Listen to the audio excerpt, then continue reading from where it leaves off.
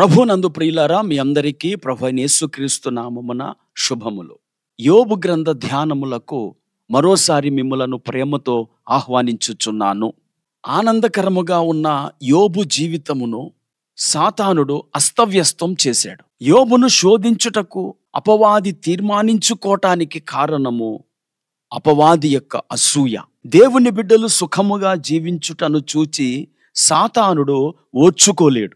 అతడు తన అనుచరులకు ధనాన్ని, ఘనతను ఇవ్వటానికై ఇష్టపడతాడు గాని దేవుని బిడ్డలు సుఖముగా జీవించుట లేదా వారి మార్గములలో వర్ధిల్లుట వాడికి ఇష్టముండదు.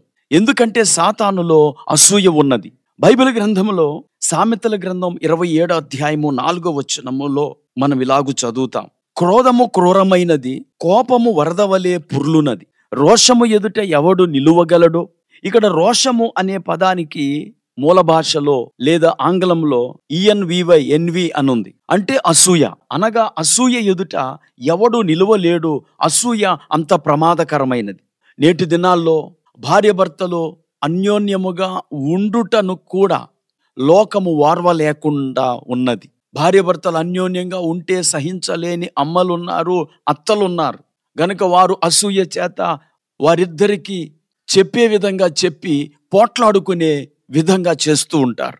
ఈ లక్షణము సాతాను నుండి వచ్చిన లక్షణమే.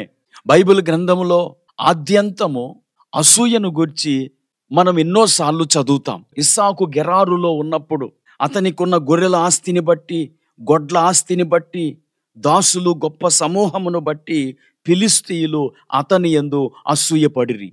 అంటే వారికంటే అధికుడిగా ఉన్నాడు ఇస్సాకు. అందుకు వారు అతనిపై అసూయను చూపారు. ఈ రోజుల్లో కూడా అంతే.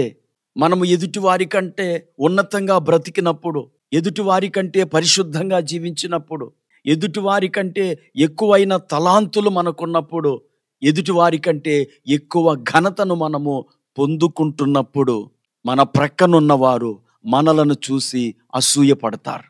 యేసు ప్రభువు పట్ల కూడా ఆనాటి శాస్త్రులు, పరిసయ్యులు అసూయ చూపారు. మత్తయి రాసిన సువార్త 27వ అధ్యాయము 18వ వచనమును మనము చూస్తే, ఏలయనగా వారు అసూయ చేత ఆయనను అప్పగించిరని అతడు ఎరిగియుండెనో. పిలాతుకు తెలుసు వాళ్ళు అసూయ చేత యేసును అప్పగించారని. ప్రియులారా, అసూయ అనేక అనర్థాలకు కారణమవుతుంది. ఈ చివరి దినాల్లో కూడా అనేక మంది అసూయ చేత నిండిపోయి తమ హృదయములో సంతోషము లేకుండా ఉన్నారు. ఎదుటి వారికి కీడు కలిగితే తప్ప, నష్టం కలిగితే తప్ప వారికి ఆనందం కలగదు. అందుకే ఈ చివరి దినాల్లో మనం అసూయకు చోటివ్వకుండా ఉండుట కొరకు ఆత్మచేత నింపబడాలి. రోమిలికి రాసిన పత్రిక 5వ అధ్యాయము 5వ వచనములో మనకు అనుగ్రహింపబడిన పరిశుద్ధాత్మ ద్వారా దేవుని ప్రేమ మన హృదయములలో కుమ్మరించబడుచున్నది అని మనం చదువుతాం.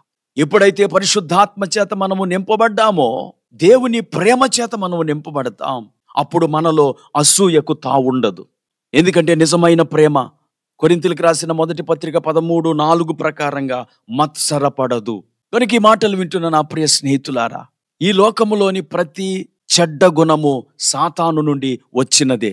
అందులో అసూయ కూడా సాతాను నుండే వచ్చింది. గనుక మనము అసూయ చేత నడిపించబడిన వారముగా ఉంటే సాతానుకు సిద్ధపరిచిన నరకములో మనము కూడా పడవేయబడతాం. గనుక అసూయను తొలగించుకోండి, క్రీస్తు ప్రేమ చేత నింపబడండి.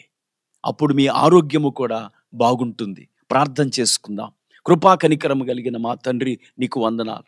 యోబును పాడు చేయటానికై సాతానుడు తీర్మానించుకోవటానికి కారణము అతని యొక్క అసూయ గుణమని మీరు మాతో మాట్లాడారు. ఈరోజు మేము అసూయను మాలో తొలగించుకొని నీ ప్రేమ చేత నింపబడి జీవించే జీవితమును దయచేయమని యేసుక్రీస్తు నామములో ప్రార్థించి వేడుకుంటున్నాను. ఆమేన్.